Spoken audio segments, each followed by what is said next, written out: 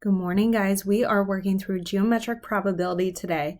Now, as a quick refresher before we get to geometric probability, regular probability is the measure of the chance that an event will occur. So the notation we use for this is given here. This would be read as the probability of A, which just means the number of ways A can occur out of the total number of outcomes.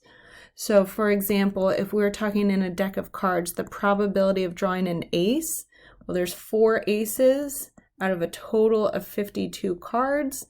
So it'd be 4 out of 52, and of course we always simplify, so this would be 1 out of 13. Now the only difference between probability and geometric probability is that geometric involves some sort of geometric measure. So we could be talking lengths, areas, volumes, and today we're going to start with just lengths. So probability with length, if we look at this example here, I've got my line segment R, K, L, S. If a point M is chosen at random on the line segment, then the probability that M is on the segment just KL. Okay, so we're talking if I drew some random point that's not already on the line, the probability that M is on KL, okay, and this is our notation for that, would be the length of my segment KL out of the whole length of the segment RS. Here's a new segment to look at. We've got Z, Q, R, and P. The length of ZQ is just 2, QR is 3, and RP is 5.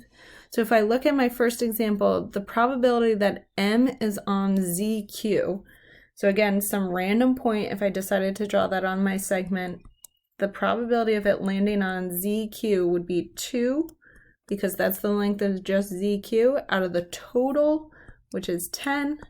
Always simplify, so 1/5. In a 5-minute traffic cycle, a traffic light is green for 2 minutes, 27 seconds, yellow for 6 seconds, and red for 2 minutes, 27 seconds. Probability that when you get to the light, it is green. Now, quick example, okay, we've got the probability of green. We're looking at 2 minutes, 27 seconds out of the total light length, which is 5 minutes. Now, we should always remember with our ratios, keep things in the same units and be consistent. So instead of minutes and seconds, I would change this to 147 seconds for green. And the 5 minutes, that's 300 seconds. And now I'm going to simplify, of course, to 49 out of 100.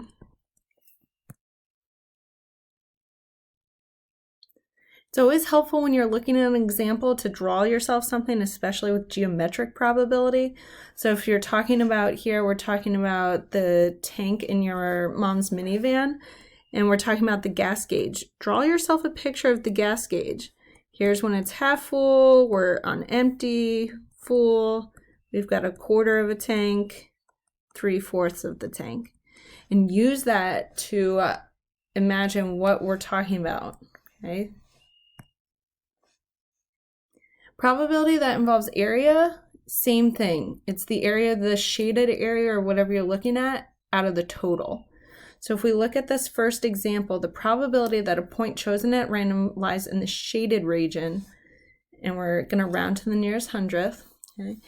We've got a big trapezoid drawn with a square in the middle. Now I know it's a square because my right triangles here would be a 3, 4, 5. So I can fill in all these missing side lengths if I wanted. And the probability of finding the shaded would be the area of the shaded, which is my square, so 4 squared equals 16, out of the area of the total. So we use our trapezoid formula, which is 1/2, add the bases together, and multiply by the height. In this case, 1/2 times 4 plus 10 times our height of 4.